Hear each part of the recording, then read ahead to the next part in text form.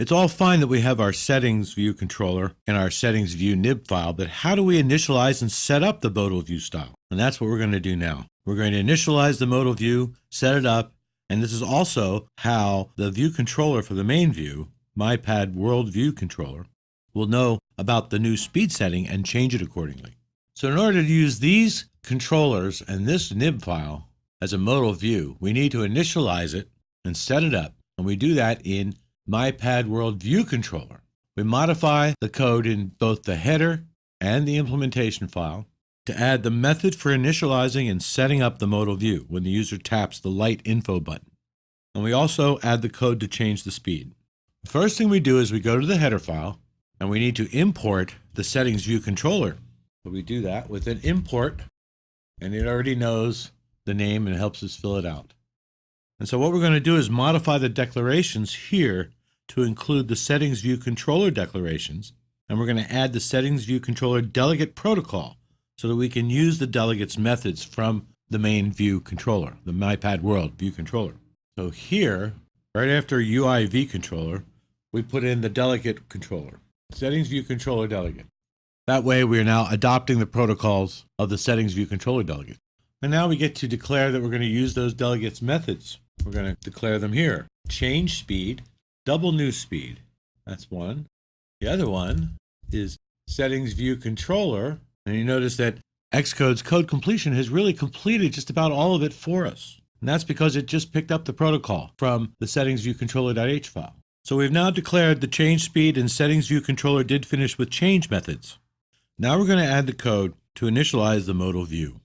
In the MyPad World View Controller implementation file, we can jump to it quickly, the controls section, which is right here, and our IB action settings method.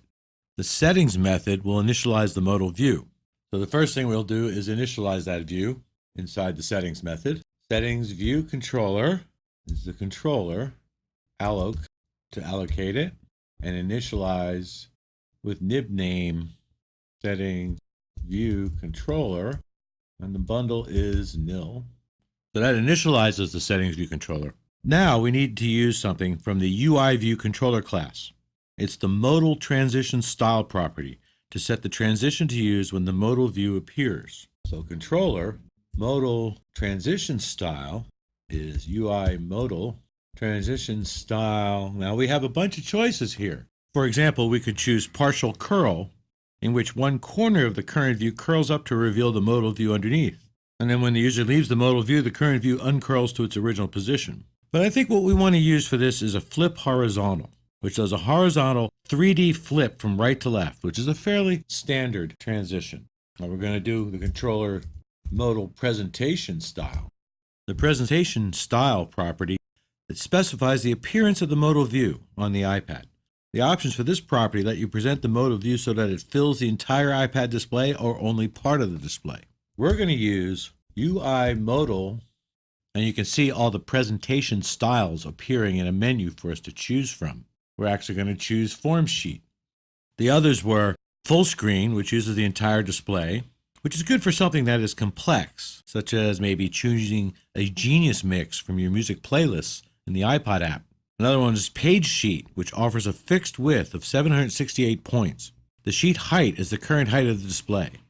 In portrait, the page sheet view covers the entire display. In landscape, the area of the display that is visible on both sides of the page sheet view is dimmed to prevent user interaction.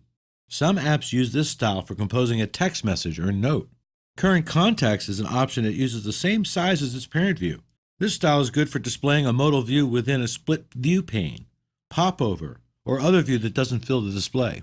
In other words, if the parent doesn't fill the display, then the modal view will use the same size as the parent view and stay within the confines of the parent view, which is very good for a split view or popover. But we decided to use form sheet. The form sheet is a fixed dimension view of 540 by 620 points centered in the display. The area of the display that is visible outside the form sheet view is dimmed to prevent user interaction. This is pretty much the same type of presentation as used for the Flipboard app, which I showed earlier. So we've chosen form sheet for the presentation style, and now we're going to set the controller delegate to self. Now we're going to use the present modal view controller animated method to present the animated modal view and attach it to the view hierarchy. We do that with self present modal view controller animated yes, close bracket, paren. Finally, we're going to release the controller when we're finished with it. So we've now used the settings method to initialize the modal view. It sets the modal transition style property to flip horizontal. It sets the modal presentation style property to form sheet. Then it presents the modal view controller with the animated transition. So we're now ready to move on and save the preference settings.